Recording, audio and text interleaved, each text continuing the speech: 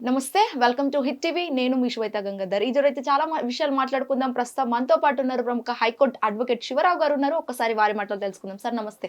నమస్తే. ఎలా ఉన్నారు సార్? సార్, ఒక అడ్వకేట్ గా మీరు చెప్పండి, గరికపాటి గారి స్టేట్మెంట్స్ ని ఎలా చూడొచ్చు? గరికపాటి గారు అని అంటే ఈ తెలుగు రాష్ట్రాలలో అందరికీ ఒక గౌరవం ఉండేది. అవును, నాకు కూడా గౌరవం ఉండేది. కానీ చదివేస్తే ఉన్నమతి పోయిందని చెప్పేసి రోజు రోజుకు పెద్ద మనిషి ముసలోడవుతున్న క్రమంలో అరే ఏందండి నాకు అర్థం కాదు.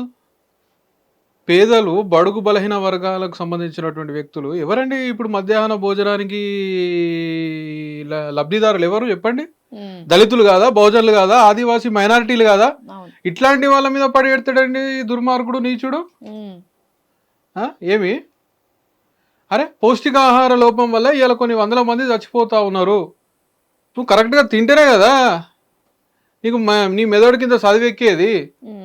నువ్వు పప్పు, ఆవకాయ, పెరుగన్నం, దద్దోజనం అనుకుంటా, పులిహోర అనుకుంటా నువ్వు మొత్తం మెక్కి నువ్వు వచ్చి అవధాని అని చెప్పేసి, అవధాని కాదు ఈయన ఆఫ్దానినే వింటానా?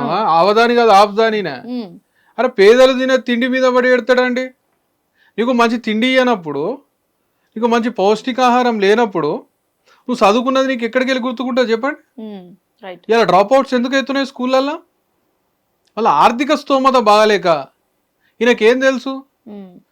మంచిగా మంచి వ్యవస్థలో పుట్టి పెరిగినప్పుడు ఒక దళితుల, ఒక బహుజనుల, ఒక ఆదివాసీల, ఒక మైనార్టీల, ఒక పేద బడుగు బలహీన వర్గాల జీవన శైలి, జీవితము ఏ విధంగా ఉంటుంది నువ్వు ఎప్పుడన్నా అనుభవించినావానా గరికపాటి? నువ్వు అనుభవిస్తే కదా నీకు తెలిసేది పేదల బతుకులు ఎట్లుంటాయి. నువ్వు ఎప్పుడు అనుభవించకపోతేవి. అరే నీకు తిండే లేదు నాయన అంటే ఆ తిండి లేని పిల్లలు ఏ విధంగా చదువుకు దగ్గర అవుతారు? కాబట్టి వాళ్ళు ఏం చేసిర్రు పెద్దలు, తిండితో పాటు చదువును కల్పించాలా అనేటువంటి ఆలోచనతోని మధ్యాహ్న భోజన పథకం అని చెప్పేసి తీసుకొని వచ్చారు. ఆ భోజనంలో పౌష్టికాహారం అని చెప్పేసి ఒక కోడిగుడ్డు పెడతా ఉన్నారు. దాని మీద కూడా పడి ఏడుస్తూ ఉన్నాడు. అంటే వీళ్ళ దృష్టిలో ఏంది అని అంటే పేద బడుగు బలహీన వర్గాలకు సంబంధించినటువంటి ప్రజలు బాగుపడొద్దు, వాళ్ళు డెవలప్ కావద్దు, ఎంతసేపు బానిసలుగా వీళ్ళ కాళ్ళ కింద పడి ఉండాలా, వీళ్ళ మోచేతి నీళ్లు తాగాల. ఎందుకు? వాళ్ళు ఎక్కువ క్యాస్ట్ అయినందున. క్యాస్ట్ గురించి నేను మాట్లాడతలేదు, అహంకారం అది. సోకాల్డ్ పీపుల్, ఇక్కడ నేను ఏ క్యాస్ట్ గురించి మాట్లాడతలేనండి. కులాలకు నేను దూరం, కుల ప్రస్తావనకు. కానీ ఆ మైండ్ సెట్ గురించి మాట్లాడుతా ఉన్నా. దరిద్రమైన మైండ్ సెట్ అది. బడుగు బలహీన జాతి బిడ్డలు బాగుపడతా ఉంటే చూసి ఓర్చుకోలేనటువంటి గరికపాటి, నీ వాక్యాలను వెనుకకు తీసుకో. ఇన్ని రోజులు నువ్వు ఏదైతే మాట్లాడినావో వాటిని చాలా గొప్పగా రిసీవ్ చేసుకున్నాం మేము. కానీ ఇప్పుడు ఏంటి అంటే నువ్వు హాఫ్ నాలెడ్జ్ ఉన్నటువంటి అవధానివి, నువ్వు మేధావి తోపు తురుము అని చెప్పేసి ఈ రోజు వరకు మేము భావించినందుకు మా చెంపలు మేమే వేసుకుంటాం. మీరు పేదల తిండి మీద మాట్లాడే హక్కు మీకు లేదు. ఇప్పటికీ నువ్వు సారీ చెప్పాల్సింది ఉండే, ఇప్పటికీ నువ్వు సారీ చెప్తలేవని అంటే నీకు ఒక అహంకారం. నేను తోపు, నేను తురుము, నేను అవధాని అని చెప్పేసి. కానీ నువ్వు అవధానివి కాదు, ఆఫ్దానివి. నువ్వు సగం నాలెడ్జ్ అని నువ్వు. నీకు సగం నాలెడ్జ్ ఉన్నది కాబట్టి పేదల యొక్క ఫుడ్ మీద పడి ఎడతా ఉన్నావు. అట్లాంటి వాక్యాలను వెనుకకు తీసుకోవాలని చెప్పేసి అంటే సార్, నాట్ ఓన్లీ ఫుడ్ గురించి కూడా కాకుండా ఆయన ఆడవాళ్ళ వస్త్రధారణ గురించి కూడా మాట్లాడడం జరిగింది. చులకనా భావం అండి ఇదంతా, చులకనా భావం. బాబాసాహెబ్ అంబేద్కర్ భారత కాన్స్టిట్యూషన్ ఏదైతే ఉన్నదో, రాజ్యాంగము వీటిని అన్నింటిని అలో చేయదు. ఇవాళ ఒక స్త్రీగా మీరు ఇక్కడ కూర్చొని క్వశ్చన్స్ చేస్తా ఉన్నారు. ఈ స్వేచ్ఛ ఇచ్చింది భారత రాజ్యాంగం. ఇటువంటి హాఫ్ నాలెడ్జ్ దానులు కాదు, అవధానులు కాదు. ఇవాళ ఒక స్త్రీ అంతరిక్షంలోకి వెళ్తా ఉన్నది. ఆ ఫ్రీడమ్ ఇచ్చింది, ఆ ఎడ్యుకేషన్ ఇచ్చింది బాబాసాహెబ్ అంబేద్కర్. Indian constitution. ఆ కాన్స్టిట్యూషన్ని అపోజ్ చేస్తారు ఈ నా కొడుకులు. పిల్లలకి వచ్చేటువంటి ఫుడ్ మీద కామెంట్స్ చేస్తారు. అరే ఎవరిచ్చిరా నాకు అర్థం కాదు. రైట్, ఆడపిల్లల వస్త్రాల మీద ఒకడు పడి ఎడుతూ ఉంటాడు. వాళ్ళకి తెలియదా ఏది మంచో ఏది చెడ్డదో? నీ ఇంట్లో ఉన్న ఆడవాళ్ళకి ఫస్ట్ నువ్వు మంచి బట్టలు ఇచ్చేటువంటి సంస్కృతి సాంప్రదాయాలు నువ్వు ఇచ్చేసుకో. వాళ్ళకి తెలుసు ఏది మంచిది ఏది చెడ్డది, ఎక్కడ ఎట్లుండాలి అని చెప్పేసి వాళ్ళకి ఆ నాలెడ్జ్ ఉన్నది. ఆ మ్యానుఫ్యాక్చరింగ్ కంపెనీస్ అన్నీ ఎవరి అండి నాకు అర్థం కాదు. హోర్ మ్యానుఫ్యాక్చరింగ్. ఈరోజు బట్టల గురించి మాట్లాడుతూ ఉన్నావు కదా, ఆడబిడ్డల బట్టల గురించి. ఆడబిడ్డల బట్టలు తయారు చేసేటువంటి ఆ ఉత్పత్తి సంస్థలు ఎవరి? సోకాళ్ళు నీలాంటోని కాదా?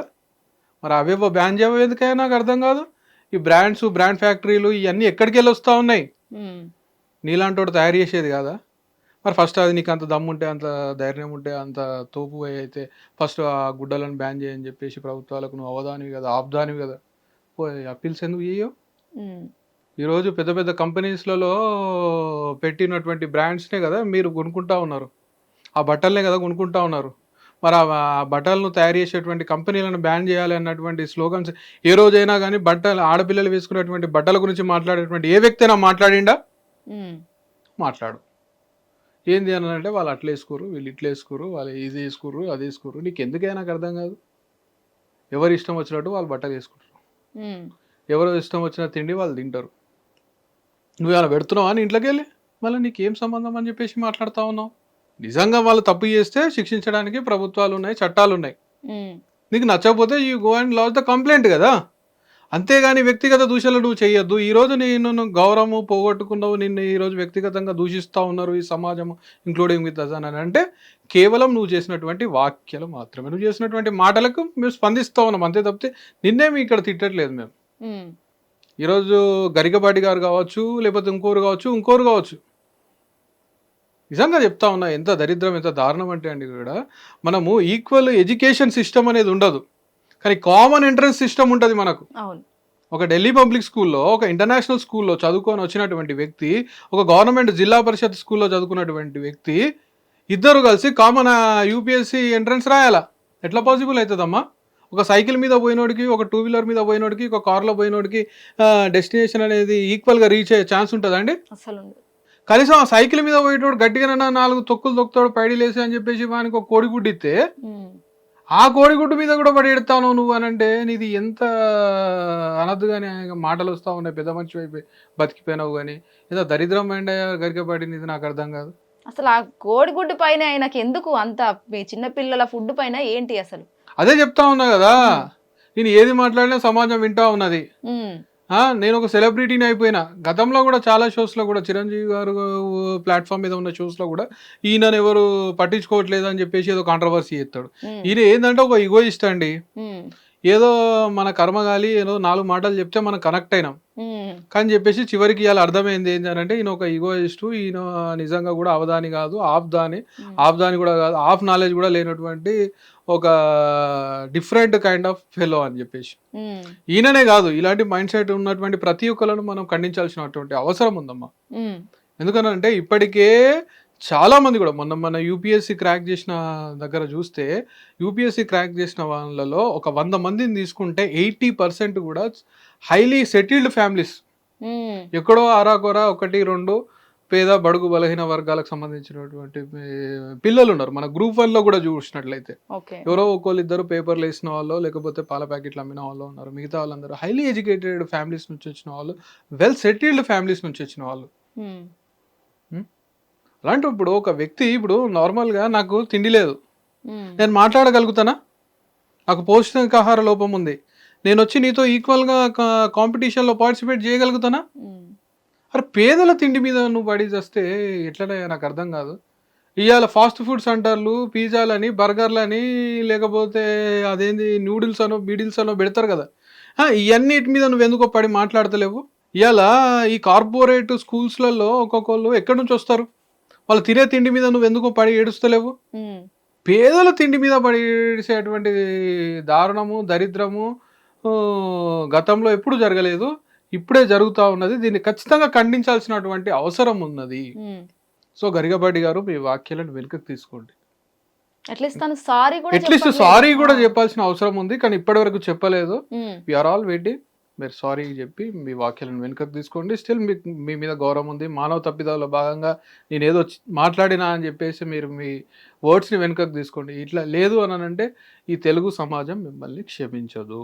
రైట్. సో ఖచ్చితంగా గరికపాటి గారు, మా హిట్ టీవీ నుంచి కూడా మేము చెప్తున్నాము, ఏదైతే మీరు అన్న ఆ వ్యాఖ్యలు ఉన్నాయో వాటిని వెనక్కి తీసుకొని ఖచ్చితంగా ఇంకా రెస్పెక్ట్ అనేది మీ పైన పెరుగుతుందే తప్ప అస్సలు తగ్గదు. సో ఖచ్చితంగా ఇది చూస్తున్న వాళ్ళందరూ కూడా హిట్ టీవీ కామెంట్ సెక్షన్ లో కామెంట్ చేయండి. హిట్ టీవీ యాప్, ఇందులో short news, live news, entertainment shows, movies, digital magazines తో పాటు మీ జిల్లా వార్తలను కూడా ఫ్రీగా చూడొచ్చు. ఇంకెందుకు ఆలస్యం, వెంటనే హిట్ టీవీ యాప్ ని డౌన్లోడ్ చేసుకుని ఫ్రీగా ఎంటర్టైన్మెంట్ పొందండి. Hit TV app hit TV app. Please download Hit TV app. Hit TV యాప్ని ఫ్రీగా డౌన్లోడ్ చేసుకొని ఎంజాయ్ చేయండి. మీకు నచ్చిన ఎంటర్టైన్మెంట్ కోసం హిట్ టీవీ యాప్ ని ఫ్రీగా డౌన్లోడ్ చేసుకుని ఎంజాయ్ చేయండి. హిట్ టీవీ యాప్ని డౌన్లోడ్ చేసుకుని ఆస్వాదించండి, ఆశీర్వదించండి. ఇంతమంది సెలబ్రిటీలు హిట్ టీవీ యాప్ ని డౌన్లోడ్ చేసుకోండి అని చెప్తున్నారంటే ఎంత మంచి యాప్ ఆలోచించండి.